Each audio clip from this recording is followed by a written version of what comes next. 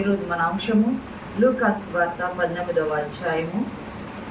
లూకాసు వార్త 19వ అధ్యాయము 33వ వచనము చదువుకుని ముందుకు వెళ్దాం. దాని యజమానులు మీరు గాడిద పిల్లలు ఎదుగుచున్నారని వారిని అడిగింది. అందుకు వారు ఈ ప్రభువునకు కావాల్సి ఉన్నదని. చాలు, దేవుడికి స్తోత్రము. అందరికి వెళ్తాం. ఇక్కడ ఇవ్వబడిన లేఖన భాగంలో యేసుక్రీస్తు ప్రభు వారు కట్టబడి ఉన్న ఒక గాడిద పిల్లను విప్పమని చెప్పుచున్నారు. కట్టబడి ఉన్న గాడిద పిల్లను విప్పమని ప్రభు వారు చెప్పుచున్నారు. అసలు కట్టబడి ఉన్న గాడిద పిల్లనే ఎందుకు విప్పాలి? కట్టబడి ఉన్న గాడిద పిల్లని ఎందుకు విప్పాలి? దీనిని గాడిద అని, గాడిద పిల్లని, గాడిద బొమ్మని, అడవి గాడిదని, లేదా ఇంకా కంచెర గాడిదని రకరకాలుగా పిలుస్తూ ఉన్నారు. ఎన్నో జంతువులు ఉన్నాయి, గుర్రాలు ఉన్నాయి, గుర్రం మీద సవారీ చేయొచ్చు, ఏనుగులు ఉన్నాయి, ఏనుగు మీద అంబారీ చేయొచ్చు. వాటిని అన్నీ విడిచిపెట్టి ప్రభు వారు సృష్టి అంతా ఆయనది, వాటంతటిని విడిచిపెట్టి ఈ గాడిద పిల్లని ఎందుకు ఎన్నుకున్నారు ప్రభు వారు అని మనం గమనించినట్లయితే, పురాతన కాలం నుండి వరకు కూడా పని కొరకై ఈ గాడిదలు పెంచబడుతుంది. పురాతన కాలం నుండి కూడా పని కొరకై గాడిదలు పెంచబడుతున్నాయి. గృహాల్లో పెంచుకునే సాధు జీవిగా కూడా గాడిద ఉన్నది. అది డొమెస్టిక్ యానిమల్గా కూడా అది ఉంది. ఐగుప్తు దేశం నుండి ఇశ్రాయేలు వచ్చేటప్పుడు ఎడ్ల మీద, గాడిదల మీద తమ బరువులను, వస్తువులను అవి వేసి మోసుకుంటూ తీసుకొచ్చారు. మరి బాబిలోనియా దేశం నుండి ఎజ్రా కాలంలో వచ్చేటప్పుడు కూడా వీటిని గాడిదలను విరివిగా వాడుకున్నారు. అంటే ముఖ్యంగా గాడిదలు ఎందుకు వాడతారంటే బరువులు మోయడానికి వాడతారు, వాహనాలుగా ఎక్కి రావడానికి వాడతారు. బరువులు మోయడానికి వాహనాలుగా ఎక్కి రావడానికి వాడతారు. తెల్లలు అయితే ఇంకా ఎక్కువ విలువైనవి ఉంటాయి. న్యాయాధిపతులు 5లో 10లో ఉంటుంది, చూడవలసిన లేదు. కానీ తెల్లని గాడిదలు అయితే ఎక్కువ విలువైనవిగా ఉంటాయి. అసలు లేవియా ఖండం ప్రకారం గాడిద అపవిత్రమైంది. దేవుడు మోషే ద్వారా చెప్పారు కదా, గిట్టలు చీలాలా, లేదా నెమరు వేయాలా, లేదా 2 డెక్కలు ఉండాలా, ఇవన్నీ అన్నారు కదా. దీనికి అన్నీ ఉన్న గిట్టలు చీలు ఉండవు. దీనికి గిట్టలు చీలు ఉండవు. గిట్టలు చీలు అనేది అపవిత్రమైంది. మరి అపవిత్రమైంది కదా, మరి దీన్ని ఎలా ఉపయోగించుకున్నారంటే అపవిత్రమైన దానిని వెల ఇచ్చి, దేవాలయానికి వెళ్ళి వెల ఇచ్చి విడిపించుకొని ఇంటిలో భారాలు మోయడానికి వాహనాలుగా, అప్పటి రోజులు వాహనాలుగా అవే వాడబడే, ఎక్కువగా వాహనాలుగా వాడుతూ ఉండేవారు. ఇక్కడ ఏమైంది అంటే గుర్రాన్ని తీసుకోవాలా ప్రభు. ఎందుకు గుర్రాన్ని తీసుకోవాలా? గుర్రం అయితే యుద్ధకాంక్ష కలిగి ఉంటుంది, యుద్ధానికి వాడతారు గుర్రాన్ని తీసుకోలేదు. గుర్రం యుద్ధానికి, అహంకారానికి గుర్తుగా ఉంటుంది. అదే గాడిదైతే సమాధానానికి, విధేయతకు గుర్తుగా ఉంటుంది. సమాధానానికి, విధేయతకు గుర్తుగా ఉంటుంది.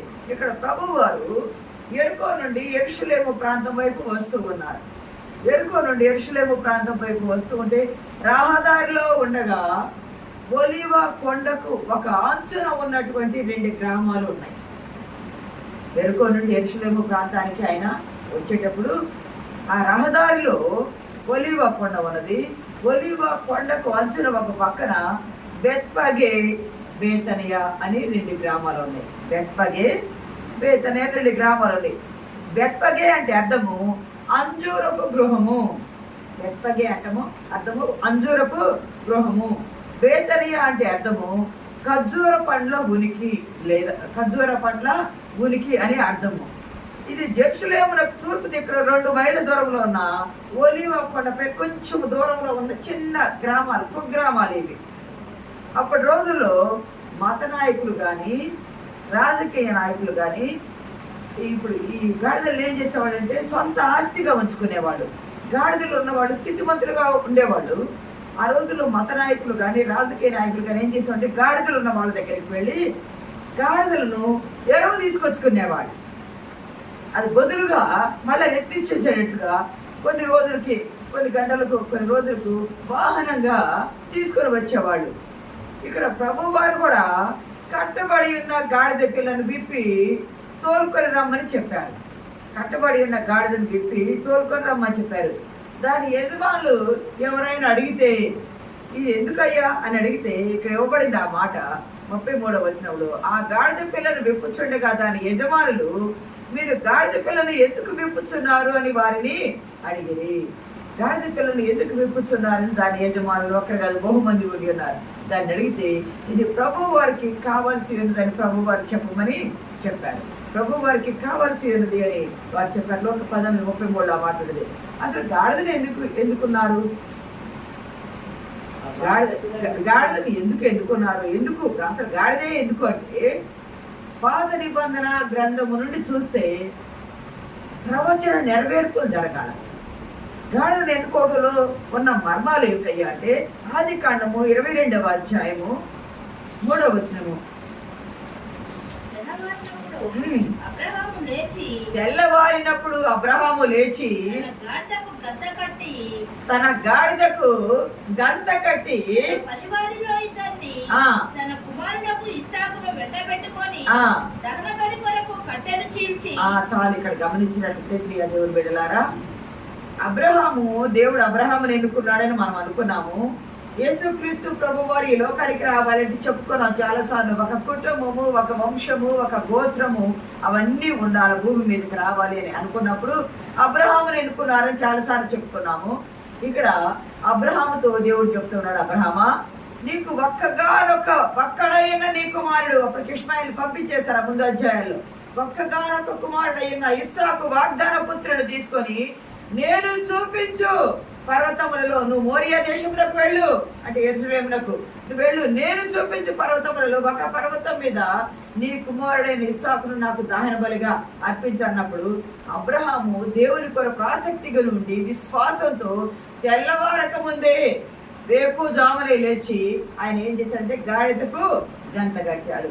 గాడిదకు గంట కట్టి తన కుమారుడిని తీసుకొని, ఇద్దరు పని వాళ్ళని తీసుకొని, కత్తిని నిప్పును తీసుకొని ఆయన వెళ్ళాడు. గాడిద మీద తీసుకొని కుమారుని తీసుకొని వెళ్ళాడు. ఇక్కడ గమనించవలసింది, ఇస్సాకును తీసుకుని మోరియా దగ్గరికి వెళ్ళి ఆ పనివాన్ని ఆయన చూపించు పర్వతాల్లో ఒక పర్వతం దగ్గర ఆ పనివాన్ని కింద పెట్టి గాడిదని అక్కడ పెట్టి తన కుమారుని తీసుకొని కట్టిన కుమారుని మీద పెట్టి కత్తిని ఇప్పుడు చేత పట్టుకొని ప్రభు వెళ్తూ ఉన్నాడు. అక్కడికి వెళ్ళి బలిపీఠ సిద్ధపాటు చేసి కట్టెలు పెంచి కుమారునిచ్చి బలి ఇవ్వబోయేటప్పుడు దేవుడు తన పిలువగా కుమారుని బలి ఇవ్వకుండా గొర్రె పొట్టేలు దహన బలి ఇచ్చి వచ్చారు. ఇక్కడ గమనించినట్లయితే ఇస్సాకులకు బదులుగా గొర్రె పొట్టేలు అర్పించబడింది. అంటే తన కుమారుణ్ణి నీ వంశము నుండి రాజులు వస్తారని చెప్పాడు కదా ప్రభు. నీ వంశము నుండి రాజులు వస్తారని ఈ వాక్యంలో ఇవ్వబడింది కదా. ఆయన వంశము నుండి రాజులు రావాలంటే ఇస్సాకు బ్రతికి ఉండాలి. ఇస్సాకు రాజులకు తండ్రిగా ఉండాలా. ఇస్సాకు రాజులకు తండ్రిగా ఉండాలా. ఇస్సాకును బలి ఇస్తే ఎలాగా? విశ్వాసాన్ని పరీక్షించాడు. విశ్వాస పరీక్షలో అబ్రహాము నెగ్గాడు. అయితే ఇస్సాకును బలి ఇవ్వకుండా గొర్రె పొట్టేలు బలి ఇచ్చి మళ్ళా కిందికి తండ్రికి వాళ్ళిద్దరూ దిగి వచ్చారు. ఇక్కడ గమనించండి, గాడిదను వాహనముగా చేసుకొని బలి ఇవ్వడానికి కుమారుని వెళ్ళాడు. తన గర్భవాసంలో రాజులు రాబోతున్నాడు. ఆ గాడిదను తీసుకొని వెళ్ళాడు. మళ్ళీ తిరిగి గాడిద మీద వచ్చాడు. ఇక్కడ గాడిదను వాహనంగా వాడుకున్నాడు. అబ్రహాము కుమారుడైన దావీదు ఉన్నాడు. గమనించండి, అబ్రహాము కుమారుడైన దావీదు అంటాడు కదా మత్తయి సువార్తలో, అబ్రహాము కుమారుడు దావీదు కుమారుడైన యేసుక్రీస్తు వంశావళి అన్నారు కదా. అబ్రహాము తనకు ఈ లోకముగా పుట్టిన కుమారుడైన ఇస్సాకును గాడిద మీద తీసుకొని వెళ్ళి బలి ఇవ్వడానికి సిద్ధపడ్డాడు. బలిపోయేటప్పుడు దేవుడు వద్దనేటప్పటికి తిరిగి గాడిద మీద రిటర్న్ చేశారు. అబ్రహాము కుమారుడు అని పిలువబడ్డ దావీదుగా ఉన్న దావీదు గారిని కూడా ఒకసారి మనం చూద్దాం. చూడండి, 1 రాజుల గ్రంథము 1వ అధ్యాయము 33వ వచనం.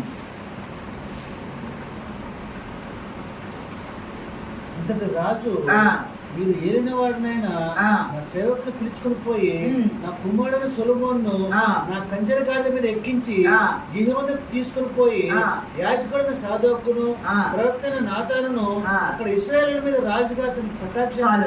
ఇక్కడ గమనించినట్లయితే అబ్రహామేమో తన కుమారుడైన ఇస్సాకును తీసుకెళ్లి తాను చూపించు పర్వతంలో ఒక పర్వతం మీద బలి ఇవ్వమని చెప్పాడు. ఈ బలి దేనికి సాదృశ్యంగా ఉన్నాయి అంటే, రాబోయే రోజుల్లో తన కుమారుడైన యేసుక్రీస్తు ప్రభు వారి కూడా ఈ పర్వతాలలో ఒక పర్వతం మీద ఇలాగే బలిగా కూర్చున్నాడని చెప్పడానికి సాదృశ్యంగా యేసు ప్రభు వారు పుట్టడానికి 2000 సంవత్సరాల కంటే ముందుగానే ఇది సిద్ధపాటు చేయటమైంది. రెండవది, తన కుమారుడైన దావీదు రాజుగా ఉన్నప్పుడు తన పనివారిని పిలిచి, ప్రవక్త అయిన నాతానును పిలిచి, నమ్మకమైన పనివారిని పిలిచి, మీరు వచ్చి నా కుమారుడైన సొలొమోనును నా కంచర గాడిద మీద ఎక్కించి మీరు గీహోనునకు తీసుకొని పోయి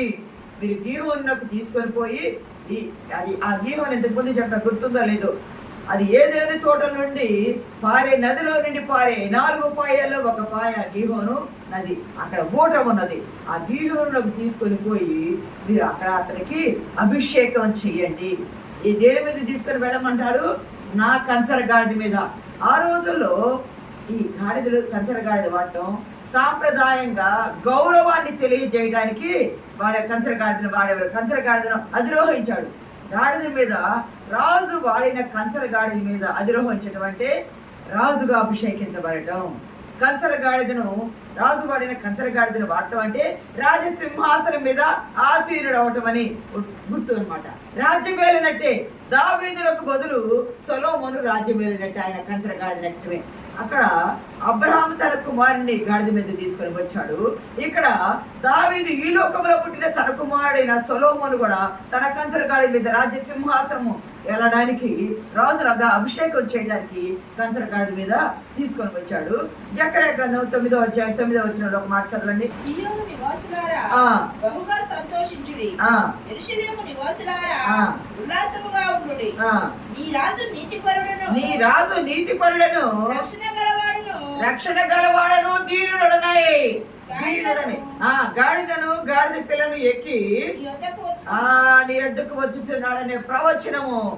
ఈ కంచర గాడిదల మీద ప్రయాణము, గాడిదలకు ఘనత జకర్యా గ్రంథం 9వ అధ్యాయం వచ్చే వరకు కూడా గాడిదలను విరివిగా వాడుతూ ఉపయోగించుకున్నారు. సేవకు కూడా ఉపయోగించుకున్నారు. ఈ జకర్యా గ్రంథం 9వ అధ్యాయం 9వ వచనంలో యేసుక్రీస్తు ప్రభు వారు కూడా ఆయన మొదటి రాకడలో గాడిద పిల్ల మీద ఆయన రాజుగా ఆసీనుడై ఊరేగించబడబోతున్నాడు. సొలొమోను కూడా మహారాజు అయిన తర్వాత, ఆయన రాజు అయిన తర్వాత, అభిషేకించబడిన తర్వాత రాజుగానే ఊళ్ళోకి ఆయన రాబడ్డాడు. ఇక్కడ యేసుక్రీస్తు ప్రభు వారు కూడా సియోను నివాసులారా ఉల్లసించుడి, బహుగా సంతోషించుడి. యెరూషలేము నివాసులారా మీరు సంతోషముగా ఉల్లాసముగా, నీ రాజు నీతిపరుడు రక్షణ గలవాడు. గాడిద పిల్లను ఎక్కి ఈ యొద్దకు భారవాహక గార్ధపమును ఎక్కి ఆయన రాబోవచ్చు ఉన్నాడు అని ప్రవచనము తెలవాలి. ఇక్కడ అబ్రహాము కుమారుడు, దావీదు కుమారుడు ఆయన యేసుక్రీస్తు ప్రభు వారు కూడా తాను సింహాసనము ఎక్కబోతున్నాడు. ఏ సింహాసనం ఎక్కబోతున్నాడు అంటే సిలువ సింహాసనం ఎక్కబోతూ ఉన్నాడు ఆయన. ఈ లోకములో సాతాను రాజ్యాన్ని, సాతాను తలను చితకగొట్టడానికి, ఆయన సిలువ సింహాసనం ఎక్కడానికి రాజుగా ఆయన ఊరేగించబోతున్నారు. ఇక్కడ గమనించినట్లయితే గాడిద సాత్వికానికి, సమాధానానికి, విధేయతకు గుర్తుగా ఉందని మనం చెప్పుకున్నాం కదా. ఇక్కడ కట్టబడి ఉన్న గాడిద పిల్లను విప్పి తీసుకురమ్మని చెప్పారు ప్రభువారు. కట్టబడి ఉన్న గాడిద పిల్లను విప్పి తీసుకురమ్మన్నారు. అసలు ఇక్కడ మనం గమనిస్తే నిర్గమాకాండము 34వ అధ్యాయము 19-20 వచనాల్లో ప్రతి తొలిచూలు మగది దేవునిది. అది గొర్రె చదవమ్మా. గొర్రె పిల్లయే గాని అది నాదగును. గొర్రె పిల్లను ఇచ్చి గాడిద తొలి పిల్లను విడిపింపవలెను. ప్రియ సంగమా, ఇక్కడ మనం గమనించినట్లయితే యేసు ప్రభు వారు సిలువ మరణానికి సిద్ధపడి వెళ్ళిపోయే సమయంలో మనం బట్టలాది వారు అని చేస్తాం, కానీ ఇక్కడ గాడిదను తోలుకొని వచ్చారు. కట్టబడి ఉన్న గాడిద పిల్లను విప్పి తోలుకొని రమ్మని చెప్పారు. విప్పు తేలుకొని రమ్మన్నప్పుడు ఎందుకయ్యా కట్టబడి ఉన్న గాడిదనే ప్రభు వారు విప్పాలనుకుంటున్నారు? దానిలో ఉన్న మర్మం ఏమిటంటే నిర్గమాకాండం 34:19-20 మనం చదువుకునే రీతిగా ప్రతి తొలిచూలు అది ఇశ్రాయేలీల ధర్మశాస్త్రం ప్రకారము, యోధ ధర్మశాస్త్రం ప్రకారం, దేవుడు మోషేకి ఇచ్చిన ఆజ్ఞ ప్రకారం ప్రతి తొలిచూలు మగది దేవునిది. అది గొర్రెల్లోనే కానీ, మేకల్లోనే కానీ, ఎడ్లలోనే కానీ తొలిచూలుగా పుట్టిన మగది దేవునికి ప్రతిష్ఠితం చేయాలి, దేవునికి ఇచ్చేయాల. తర్వాత పుట్టే నా ఇంటి వారు తీసుకోవచ్చు. అయితే గాడిద పిల్ల తొలిది కూడా దేవునిది. కానీ గాడిద పిల్ల అపవిత్రం కదా, అది గిట్టలు చేయలేదు కదా. కానీ మరి అపవిత్రమైంది దేవునికి ఎలా ప్రతిష్ఠిస్తారయ్యా అంటే 13వ అధ్యాయం 13వ వచనం, నిర్గమాకాండము 13వ అధ్యాయం 13వ వచనంలో ఉంటదండి. ప్రతి గాడిద తొలి పిల్లను వెలయించి దానికి మారుగా గొర్రె పిల్లను ప్రతిష్ఠింపవాలి. ప్రతి గాడిద తొలి పిల్లకు వెలయించి విడిపించి దానికి గొర్రె పిల్లను బదులుగా ఇవ్వాలి. ఈ సంగమా ఇక్కడ గమనిస్తే గొర్రెలు, మేకలు, ఎడ్లు ఏదైనా తొలిచూలు పుట్టింది ఏదైనా తొలిది ప్రథమ ఫలంగా దేవునికి ఇవ్వాలా, ప్రథమ ఫలంగా దేవునికి ఇవ్వాలా. ఈ గాడిద అపవిత్రమైంది. అపవిత్రమైన గాడిద దేవునికి ఇవ్వాలి అంటే విడిపించాలి. దాన్ని విడిపించాలంటే ఎలా? దేవునికి ఇవ్వాలి అంటే అది అపవిత్రం, అది పనికిరాదు. దాన్ని ఏం చేయాలా? వెల ఖరీదు కట్టాలి, దానికి ఖరీదు కట్టి విడిపించాలి. ఏమి ఖరీదు కట్టాలి దానికి అంటే ఒక గొర్రె పిల్లను బలిచ్చి, అయ్యా ఇదిగో నా గాడిద పిల్ల దేవాలయానికి వెళ్ళి నా గాడిద పిల్ల మొదటి మగది పుట్టింది కాబట్టి దీన్ని నేను తీసుకుంటున్నా, దీనికి బదులు నేను గొర్రె పిల్లని ఇస్తున్నా. దానికి వేరేది ఇవ్వడానికి లేదు, మేకను ఎడ్డును ఇవ్వడానికి లేదు. కేవలము గొర్రె పిల్లను మాత్రమే గాడిద పిల్లను విడిపించడానికి బదులుగా ప్రతిష్ఠించాలా. ఇదిగో గొర్రె పిల్లను ప్రతిష్ఠించి నా గాడిద పిల్లను నేను తీసుకుంటున్నాను. తీసుకోలేకపోతే గొర్రె పిల్లను వెల ఇచ్చి విడిపించలేదనుకో, అప్పుడు ఈ గాడిద పిల్లను ఏం చేస్తారు? మెడ విరిచి చంపేస్తారు. ఆ గాడిద పిల్లను మెడ విరిచేయాలి. దాన్ని మెడ విరిస్తే బ్రతుకుతుందా?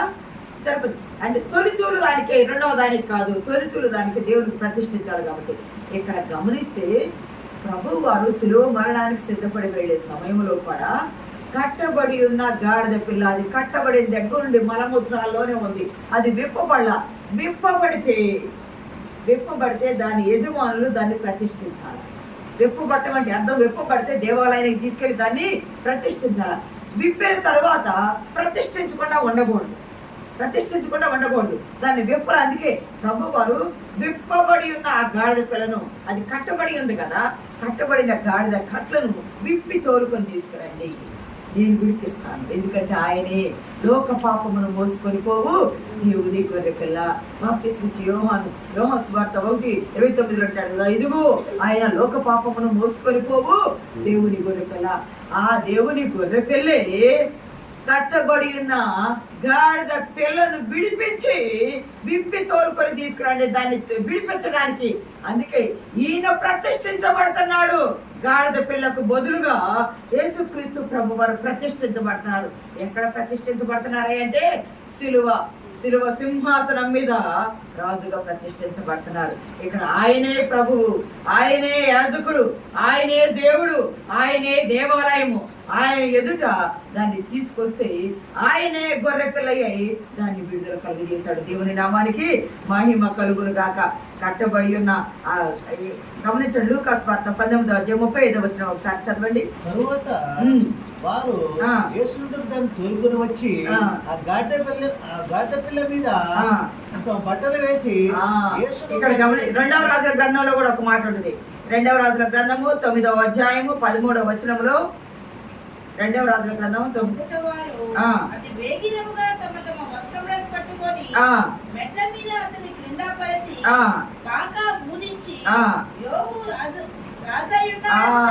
ఇక్కడ గమనించినట్లయితే 2వ రాజుల గ్రంథం 9:13లో ఒక ప్రవక్త వచ్చాడు కదయ్యా, నీకేమో పక్క తీసుకెళ్ళి చెప్పాడు కదయ్యా, నీకేమో చేశాడు కదయ్యా అంటే ఏమీ లేదు, నువ్వు రాజు అవుతావని చెప్పాడు ఆ ప్రవక్తని యెహూ అని అతను చెప్పగా, వెంటనే అక్కడున్న సైనికులు అందరూ, ప్రజలందరూ ఏం చేస్తారంటే వెంటనే ఆయన వస్తా ఉంటే మెట్ల మీద నుండి వస్త్రాలు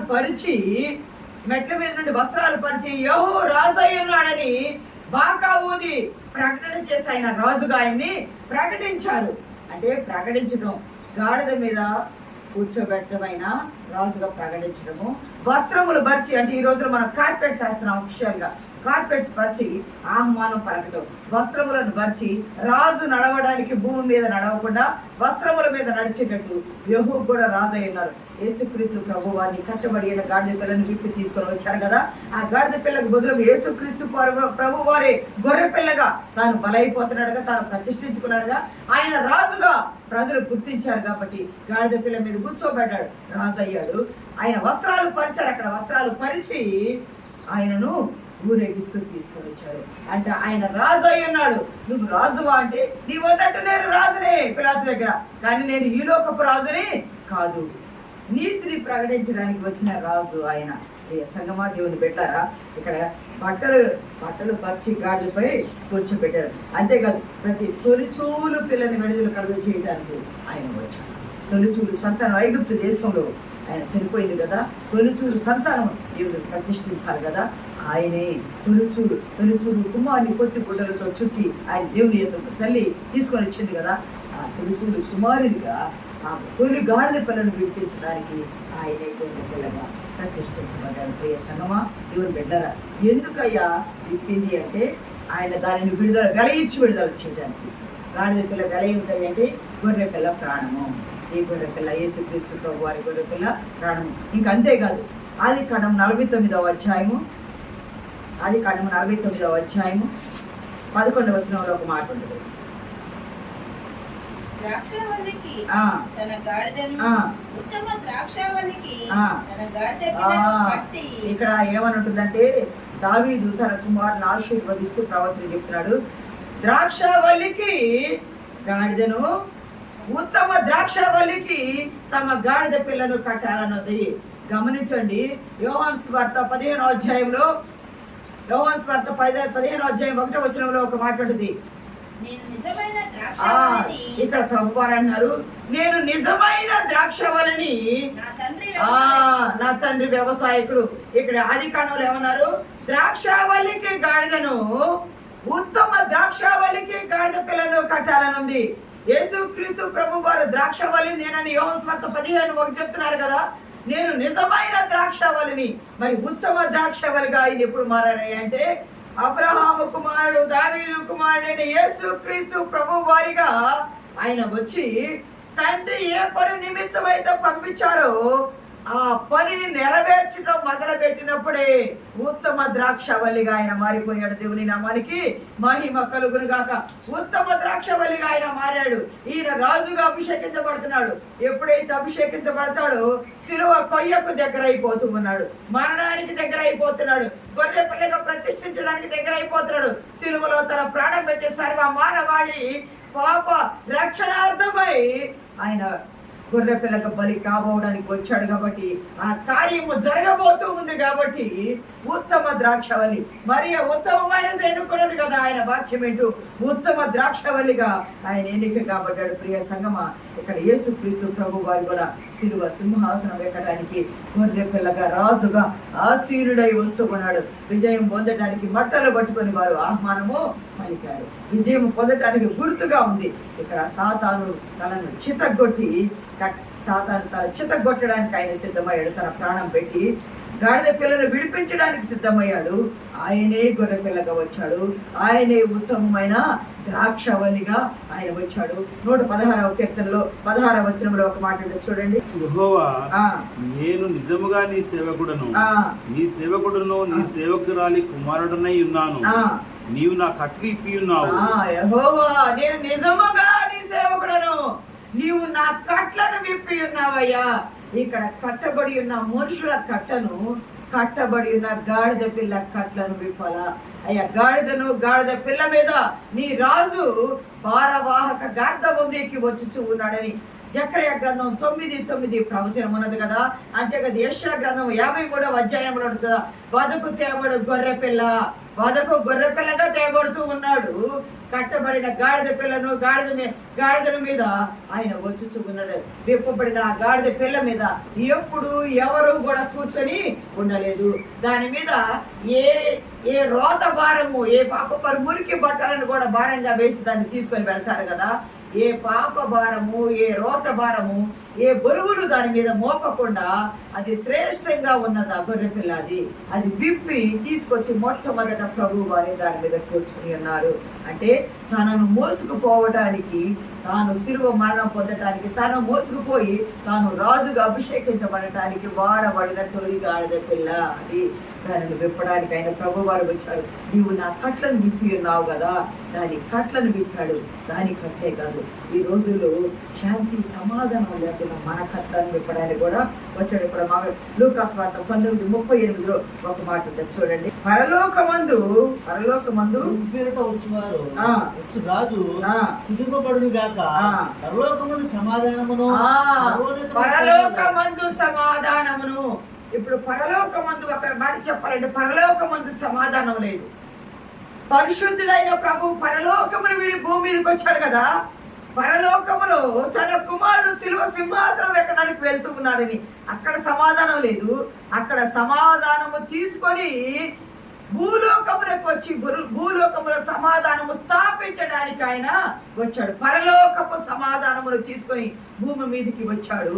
భూమి మీదకి వచ్చి సర్వోన్నతుడు ఇక్కడ శిలువ సింహాసనము ఎక్కబోతున్నాడు. ప్రియ సంగమా, దేవుని బిడ్డలారా, యేసుక్రీస్తు ప్రభువారు ఎందుకు గాడిదను ఎక్కాడంటే ప్రవచన నెరవేర్పు కొరకు ఎక్కాడు. ఎందుకు గాడిదను ఎక్కాడంటే అబ్రహాము తన కుమారుని గాడిదను ఎక్కించి బలికి ఇవ్వడానికంటే అది రాబోయే యేసుక్రీస్తు ప్రభు వారికి మాదిరిగా ఉన్నదని చెప్పడానికి అక్కడ వెళ్ళాడు. దావీదు తన కుమారుడైన సొలొమోనును కంచర గాడిద మీద ఎక్కించి మీరు రాజుగా అభిషేకం చేయండి అంటే దావీదు కుమారుడు శారీరక కుమారుని అలా చేస్తే దావీదు కుమారుడు లేఖనం ప్రకారము చారిత్రాత్మకంగా తన కుమారుడుగా ఉండడానికి యేసుక్రీస్తు ప్రభు వారు వంశానుక్రమంగా వస్తున్నారు. కాబట్టి యేసుక్రీస్తు ప్రభు వారు గాడిద మీద కూర్చొని రాజుగా అభిషేకం పొందాలా, వస్త్రముల మీద గాడిద మీద కూర్చొని నడవాలా, సింహాసనం ఎక్కి ఆయన సర్వలోక మన పాపవాడిని రక్త ప్రోక్షణతో ప్రక్షాళనము చేయాలా.